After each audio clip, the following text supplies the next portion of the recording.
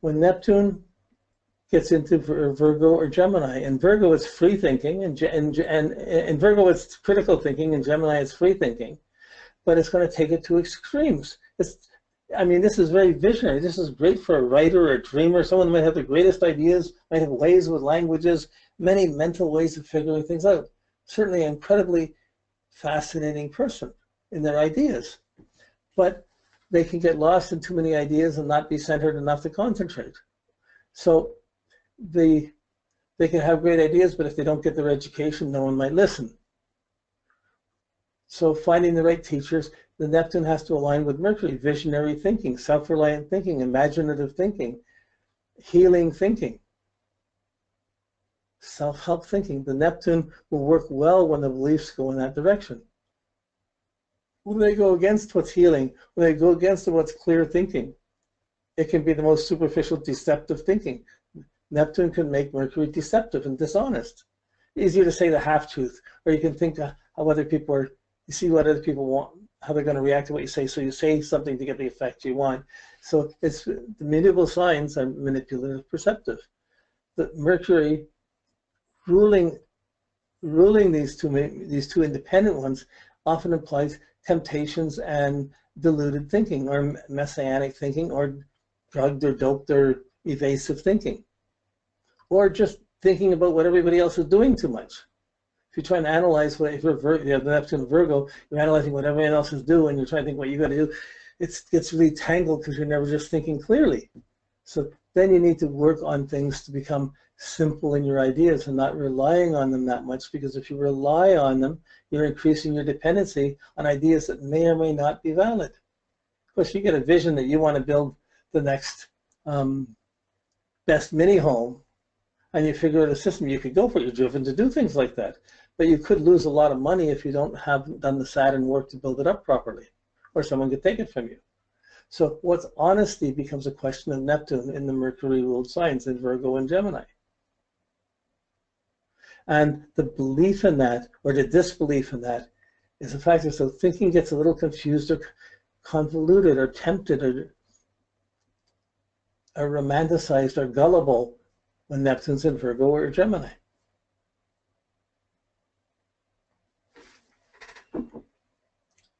Now, you could have Neptune could be in one of these signs. You might have Mercury somewhere else. It's working fine. It's not attached, no bad aspects to Neptune. And so it's basically, the Mercury is still thinking on its own. It's not hit by it. But if that Neptune is there and it's hitting Mercury by aspect or something like this, it's going to show very distinctly. And then you have to observe. See, we're seeing the theory from a chart. We got the numbers. We have to look to see how someone's dancing. We have to look at the behavior to confirm that this is happening. And even when we're looking at behavior, we may be noticing someone could be in bad behavior now, but wasn't a year ago. Nobody is 100% bad or 100% good. They're going to have up and down moments. You know, so usually you can see difficult things in a chart, and you can see the tendency for it to go that way, but you don't know if it's gone that way or not. You have to have it confirmed. But once you see a tendency in the chart, and you observe and you see a person is lying or not telling the truth, you can see that that's crystallizing or manifesting, and it's going to cause problems because of it. Then you see you got to simplify and get past the Neptune factor.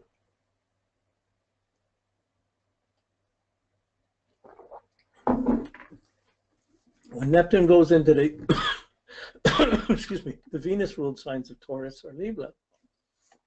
In Taurus, it's about having things and having the quality, the style, the strong belief or dream in this is what I want, or I have to have this, I want these things, I want this attention. Aren't I wonderful? It's a very self-centered fixity of this is beautiful, that's not beautiful, this is tasty. Someone could have a sweet tooth, or someone could have something they like really strongly. It's about Venus, about being wanted. So one could make obsessive or fast or gullible choices. Libra, it's more about sharing and what partners you attract and who you share your ideas with. But Neptune there is going to tempt and question and make gullible your ability to make choices. So the tendency to make fanatically idealistic choices, to marry the artist instead of being one, or marry the saint instead of being one, or to have the vanity or the wrong choice of relationships, or to marry the alcoholic, or or the person who's not doing it because you think you can make your satisfaction will make them happier. Like, just, it gets into emotional qualities. Venus rules Taurus and it rules Libra. They're one's social, one's personal, but it's about being appreciated. And the need to be appreciated is such a strong factor. When Neptune's in these signs, it qualifies the delusion or the confusion or the dreams or the romance in terms of, I could get appreciated here, I could meet someone here, or this would do it for me. But at the very same time, the rejection of that or the disbelief in that, Neptune to Venus, those aspects, when we get to them, are the essential quintessence of addictions. I don't get what I want, so I better take this. If I don't have sex, I'm going to buy. I'll drink. I'll have all the. I can buy chocolate and sweets. If I can't get the chocolate and sweets, I better have a drink or another drink. And so, by not getting what we want, we can be evasive and try all sorts of other ways that aren't always good for us. That's a Neptune problem in Libra and in Taurus. And remember, we're not looking at the Venus that's making the choices. We're looking at a belief system that's biased towards a certain planet. Biased in good and bad ways. It depends how you've tapped it. But if you've tapped it in a bad way, it's going to take a lot of work of Saturn directing and Jupiter directing the planets to adjust your life, to align it so you're getting the better, you're tapping the better qualities of this belief system than the negative. But it takes work to grow, to mature, to get into self-reliance instead of dependency.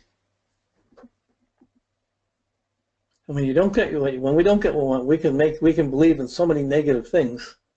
Taurus and Libra can get caught in the worst of relationships and spend money and lose it like crazy. And then spend a lifetime wondering, oh, shouldn't have been this, how could I have been so wrong, how could it? Whew. I have the Neptune and Libra, being a Libra also, but I have the Neptune and Libra, and I can look at the dream of when I was in love with each of my wives, when I was in love with them, thinking we're meant to be. But when things didn't work out and the visions weren't that real, when they got grossed out and went in a different way, that was really hard to accept. Those are where my sorrows and complications have come in my life. So it's not a direct thing, it's just a tendency to believe. It shows where your belief system, your romance, your sense of adventure is coming from. And it idealizes that quality. That sign gets a little bit impaired, and the planetary rulership becomes the guide to really make sure you're not messing those factors up. Okay. When you put Neptune, so that's about getting things, confused about getting things, expecting to get things too much. So these are the signs that tend to be spoiled and overindulgent. So if they get all the things they want, then they could be really fat or put on a lot of weight because of that. That's these things. Now, when Neptune goes into the Mars ruled signs of Aries and Scorpio, it's about muscle tone and energy and anger and strength. This is Mars. Those signs. Aries, to be strong and courageous but not hurt anybody is a good thing. Be strong and courageous and hurt people, that's a bad use. In Scorpio, to have sex and passions and trust somebody with them and then become untrustworthy or they become untrustworthy, it's people get angry, people get killed out of jealousy and anger. Things blow up. So when Neptune's there, these factors get magnified.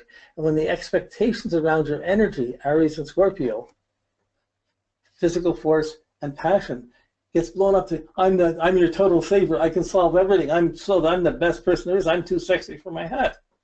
You know, like, I'm this dream. Then when I don't live up to it, it's usually, Neptune implies performance, where satisfaction is a puzzle for Taurus and Libra. I'm not satisfied enough. Why is this? It's almost good, not quite good enough. It's funny. I like you, but it's not doing. That's the Venus. The Mars is I'm doing everything for you, and it can be poor performance. You know, it can imply the belief that I'm not performing well enough. I'll never get that job. I'll never be. I have bad timing. I'm not good at sex, or I'm not good at these things, and it can create all sorts of guilt and complications that fester with the Neptune in these signs. The challenges about physical, muscle tone, sexuality, and the fantasies and the obsessions and the dependencies tie in behind it. My heart got broken. The person left me or didn't stay with me, so that's why I'm drinking, or that's why I'm drinking, because I'd be with anybody rather than deal with this. So it gets acted out Or Neptune can make something, Mars, act at way too extremes, but often it weakens the Mars so there's a lesser muscle tone, or the guilt side of it is not muscle tone, not the drive to do things, and the person is not as, doesn't have their normal adrenaline. Why bother?